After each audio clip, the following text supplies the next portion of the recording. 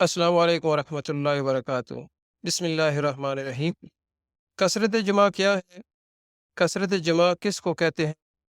کثرت جمع کے نقصانات کیا ہیں اور اس کا علاج کیا ہے؟ آج آپ کو ایک ایسی حقیقت بتاتا ہوں جس کے نقصانات کا اکثر لوگوں کو پتہ نہیں ہوتا۔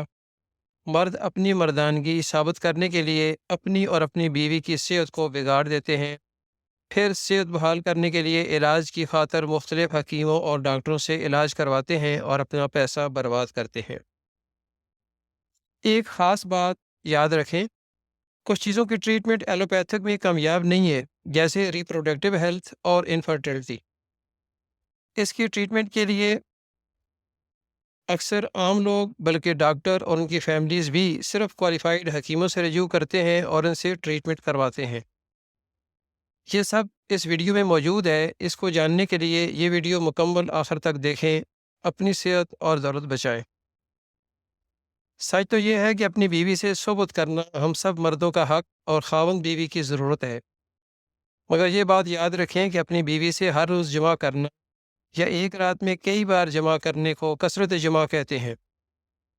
کثرت جمع ایک دو نہیں بلکہ کئی ایک ایسی بیماریوں کا مجموعہ ہے، اور اس سے کئی ایک ایسی بیماریاں لاحق ہو جاتی ہیں اور ایسے امراض گھیر لیتے ہیں جن سے چھٹکارا مشکل ہو جاتا ہے اور آدمی زندہ درگور ہو جاتا ہے۔ بعض لوگ بہت نیک اور پاسا ہوتے ہیں، غیر عورت کی طرف بد نگاہی سے نہیں دیکھتے اور نہ کوئی خرابی کرتے ہیں، لیکن جو ہی ان کی اپنی شادی ہوتی ہے تو کثرت جمع کرتے ہیں اور اس عمل کو مردانگی اور بہادری سمجھتے ہیں کہ ایک روز میں کئی بار بیوی سے ہم بستری کروں تو بیوی سمجھے کہ میں مرد ہوں۔ ان کے خیال میں اپنی بیوی سے جیسے اور جب بھی جمع کیا جائے نہ گناہ ہے نہ نقصان، مگر یہ نہیں جانتے کہ اس سے وہ اپنی اور اپنی بیوی کی صحت کو بگاڑ بیٹھتے ہیں۔ بیمار، کاہل اور کمزور جسم نہ تو زندگی سے لطف اندوز ہو سکتا ہے اور نہ اللہ کی یاد کر سکتا ہے۔ انسانی عصبی نظام کسی بھی طرح کثرت جمع کا متعامل نہیں ہو سکتا۔ کثرت جمع سے اعضاء تناسل کمزور ہو جاتے ہیں اور انزال جلدی اور کبھی خود بخود بغیر ارادے کے بھی ہو جاتا ہے، جیسے لائف پارٹنر بھی ناخوش اور بد دل ہو جاتا ہے اور خود کو بھی شرمندگی اٹھانی پڑتی ہے۔ پھر اس کا علاج مہنگا کروانا پڑتا ہے۔ ریپروڈکٹیو ہیلتھ اور انفرٹیلٹی کا مہنگا ترین علاج ہوتا ہے۔ بیسیکلی اس کا علاج یہ نہیں ہوتا کہ کوئی کیپسول یا کوئی معجون یا دوائی کھائی جائے اور بندے میں اریکشن جلدی پیدا ہو جائے یا ٹائمنگ بڑھ جائے۔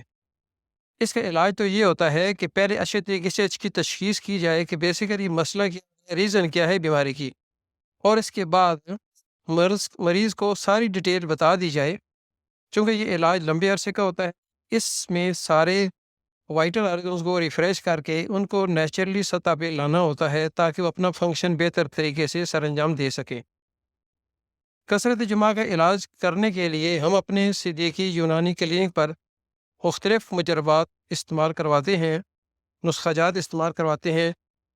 اس میں ایک ہمارا مشہور نسخہ جو مجرب ہے وہ S19 ٹھنڈک کے نام سے تیار ہوتا ہے، جو پیشنٹ کو استعمال کرواتے ہیں اللہ کے فضل و کرم سے بہت جلد پیشنٹ شفا یاب ہو جاتے ہیں۔